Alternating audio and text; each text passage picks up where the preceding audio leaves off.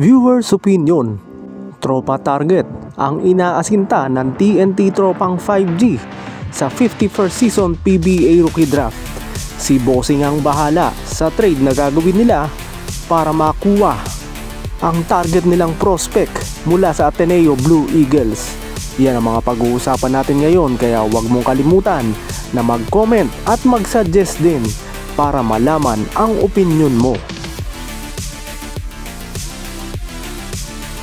Hindi magpapahuli ang TNT Tropang 5G sa pagpapalakas ng kanilang kupunan sa paparating pa lamang na 51st season ng PBA sa 2027. Maaaring maaga pa lang, pero ngayon pa lamang umano ay pinagpaplanuhan na ng TNT Tropang 5G coaching staff at management kung papaano sila magpapalakas ng kanilang kupunan sa pamamagitan ng isang trade sa Blackwater Bossing para makuha ang pinoproject na second o kaya ay third pick overall sa paparating na 51st season PBA Rookie Draft na gaganapin pa sa January 2027. Ang una sanang target ng TNT Tropang 5G ay isang trade sana sa Terra Firma Jeep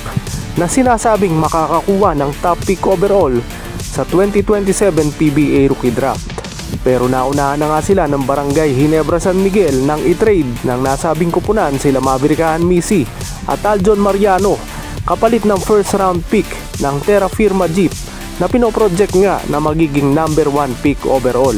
Kaya magsesettle na lamang umano si Coach Chot Reyes at ang kanyang kupunan sa isang niluluto nilang trade sa Blackwater Bossing na pinoproject naman na makakakuha ng second o kaya ay third pick overall sa 2027 o 51st season PBA Rookie Draft. At dahil sentro o big man ang kailangan ng TNT Tropang 5G para sa kanilang kupunan,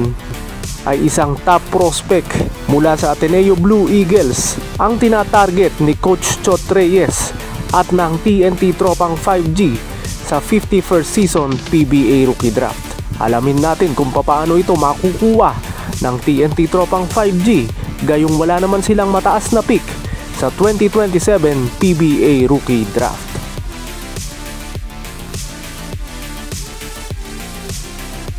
Ayon umano sa plano ng TNT Tropang 5G coaching staff at management ay isa sa dalawang players na ite-trade nila para makuha ang second o third pick overall ng Blackwater Bossing sa 51st season PBA Rookie Draft ay itong si Kim Orin. Napakarami ng gwardya ng TNT Tropang 5G sa ongoing All Filipino Cup. Kahit nasabihin mong injured pa si Jason Castro na hanggang ngayon ay hindi pa rin nakakapaglaro para sa nasabing kupunan at kababalik lamang mula sa injury ng isa pa nilang star player na gwardya rin na si Reynam Batak. Tapos nagdagdag pa sila ng isang Gio Halalon kaya lalong lumalim ang rotation nila pagdating sa gwardya na pinagpapalit-palit lamang ni Coach Chot Reyes sa shooting guard hanggang point guard position. Sila Kim Orin, Gio Halalon, Simon Enciso, RR Pugoy, Reynam Batak at si Jordan Heading.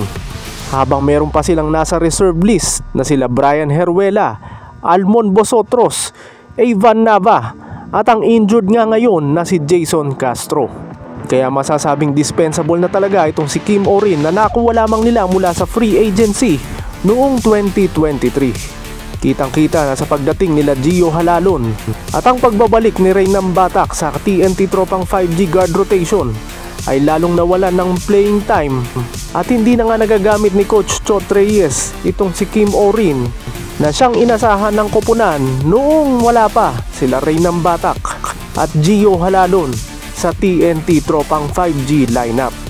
Sakaling mapunta naman ito sa Blackwater Bossing ay madadagdagan ang mga scoring options ni Coach Jeffrey Carriazo sa nasabing kupunan na pagdadalan dito kay Kim Orin. Madadala rin ito yung kanyang playoffs experience sa palaging nangungulelat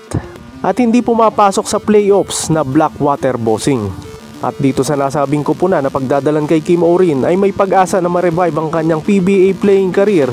dahil nga sa TNT Tropang 5G ay limited playing time na lamang ang nakukuha nito kay Coach Chot Reyes dahil sa dami na rin ng gwardya ng nasabing powerhouse na kupunan. At nababalita rin na napipinto na rin kasi ang pag-alis via trade ni Cedric Bearfield ang main man ng Blackwater Bossing, kaya kung sakali, maaaring isa ito sa mga papalit sa scoring na mawawala sa Blackwater Bossing. Sakaling matrade si Cedric Bearfield papunta sa ibang koponan, lalo na sa mga teams ng MVP Group.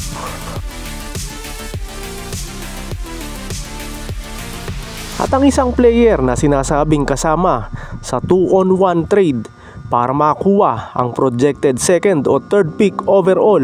ng Blackwater Bossing sa 51st season PBA Rookie Draft ay ang injured na sentro ng TNT Tropang 5G na si Poy Eram. Simula nang dumating si Brandon Ganuelas Rosero, magbalik ito mula sa kanyang ACL injury sa TNT Tropang 5G lineup, ay limitadong minuto na rin ang nakukuha nitong si Poy Eram at hindi na kasing haba nung wala pa si BGR sa nasabing koponan. Kung dati nga ay ito ang starting center ni Coach Chot Reyes, pero nang makapag-adjust at bumalik na ang dating laro ni BGR,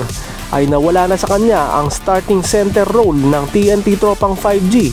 at coming off the bench na lamang ito sa laban ng kanyang koponan. Pero masasabing professional pa rin itong si Poy Eram dahil kahit hindi na nga siya ang starting center ni Coach Chot Reyes sa TNT Tropang 5G, ay kapag pinasok siya sa loob ng court ay 100% pa rin ang kanyang ibinibigay, lalo na pagdating sa depensa, kung saan maaasahan talaga itong si Poy Eram.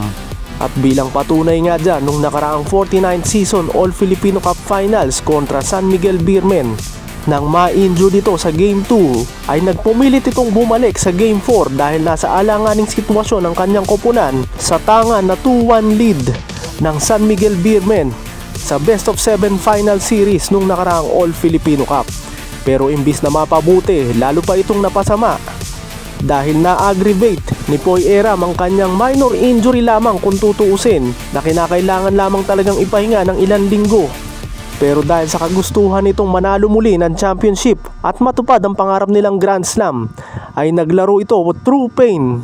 at nagkaroon ng hindi inaasahang injury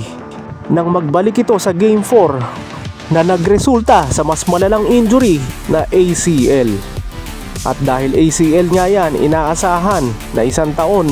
na magre-recover mula sa kanyang injury itong si Poy Eram. At kung sakaling ang magbabalik ito sa loob ng court para sa TNT Tropang 5G, ay sa July 2026 pa ito maaasahan. At dahil medyo nagkakaedad na rin at masasabing injury prone na talaga itong si Poy Eram, ay sinasabing isasama nga ito sa 2-on-1 trade para makuha ang tinatarget nilang prospect mula sa Ateneo Blue Eagles para sa 51st season PBA Rookie Draft. Dahil big man ang tinatarget ni Coach Chot Reyes sa nasabing PBA Rookie Draft, ay lalong mawawalan ng pwesto o ng playing time itong si Poy Eram sakaling hindi pa nila ito i-trade kung darating sa kanilang koponan ang tinatarget nilang rookie prospect. At kung sakali naman na matuloy ito sa Blackwater Bossing, ay pansamantalang maghihintay ang koponan ni Coach Jeffrey Carriazo para magamit ulit itong si Poy Eram na hahabol naman sa 50th season Governor's Cup na inaasahan niyang magbabalik ito sa July 2026. Pero masasabing hindi pa rin ito 100% dahil maselang injury ang ACL at kinakailangan talaga na paunti-unti lamang ang pagbabalik nito sa loob ng court bago ito tuluyang makarecover at makabalik sa 100% playing form. At kung makabalik man ito sa kanyang top playing form, ay siguradong maaasahan ito ni Coach Jeffrey Carriazo dahil kulang na kulang sa sentro ang Blackwater Bossing. At magbabalik nga ito o homecoming ito kay Poy Eram dahil ito yung koponan na nagbigay sa kanya ng break nang kuhanin nila ito mula sa dispersal draft noong first year ng Blackwater Bossing sa PBA. At kagaya ni Kim Orin, may pag-asa na ma-revive ang PBA playing career nitong si Poy Eram na hindi pa rin alam hanggang ngayon kung magbabalik ang kanyang top playing form sakaling makarecover nga ito mula sa kanyang ACL injury next year. Ang tanging sigurado lamang dyan dahil laging 100% maglaro itong si Poy Eram sa lahat ng koponan na napaglaruan niya, ay madadala nito yung kanyang veteran leadership at pati na rin ang kanyang playoffs experience o championship experience ng panahon niya sa TNT Tropang 5G.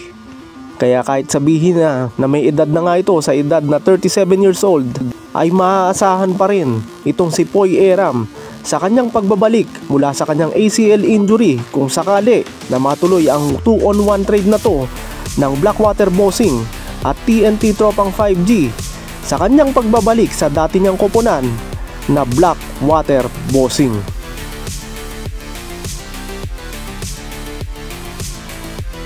At ang tinatarget ng TNT Tropang 5G sa 51st season PBA Rookie Draft na gaganapin sa January 2027 ay ang Ateneo big man at one and done player na si Keimani Ladi.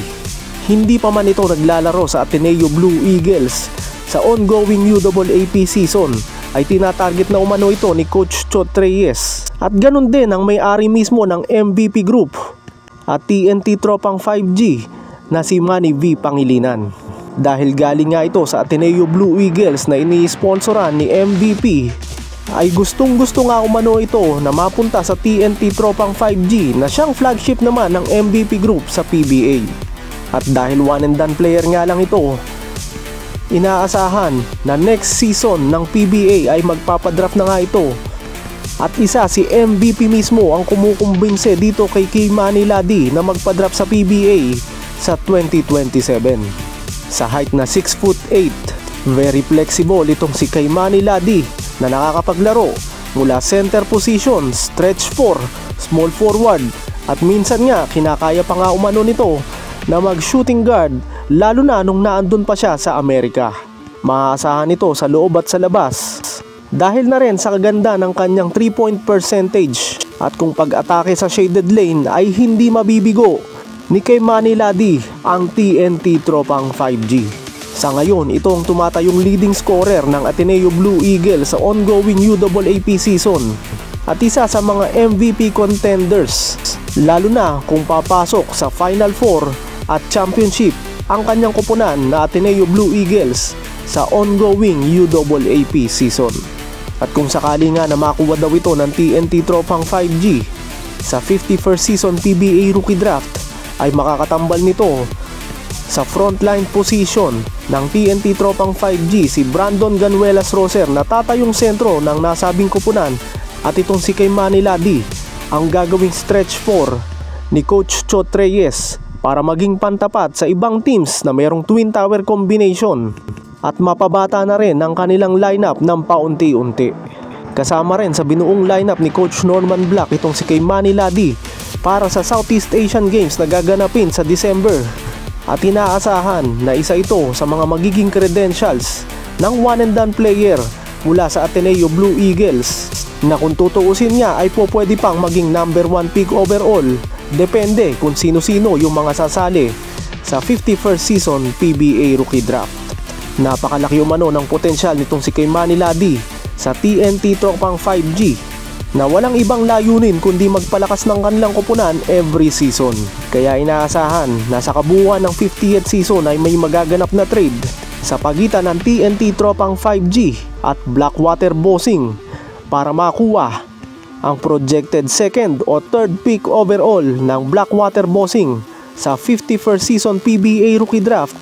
para mapunta nga ito sa TNT Tropang 5G at makuha nila itong si Keimani Ladi.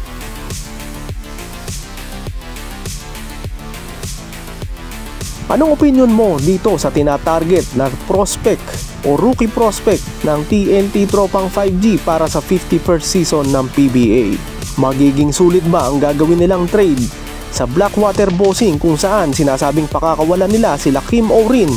at ang premyadong sentro nila na si Poy Eram na ngayon ay merong ACL injury para makuha ang projected second o third pick overall ng Blackwater Bossing sa 51st season PBA Rookie Draft para dito kay Keimani Ladi. At kung sakaling matuloy ang nasabing trade, mailalabas kaya ni Coach Chot Reyes ang full potential nitong si Keimani Ladi na ngayon pa nga lang ay napakaganda na ng ipinakikita sa Ateneo Blue Eagles sa UAAP season. Isa kaya ito sa mga magiging top big men sa PBA sakaling maidraft nga ito ng TNT Tropang 5G sa next PBA Rookie Draft? At makakatulong kaya ito sa pagkuha ng mga championships ng TNT Tropang 5G sa bawat conference ng PBA. Kapag nasa lineup na nila itong one and done player mula sa Ateneo Blue Eagles at isa sa mga top prospects sa 51st season PBA Rookie Draft, ang 6'8" center at power forward na si K. Manny Ladi.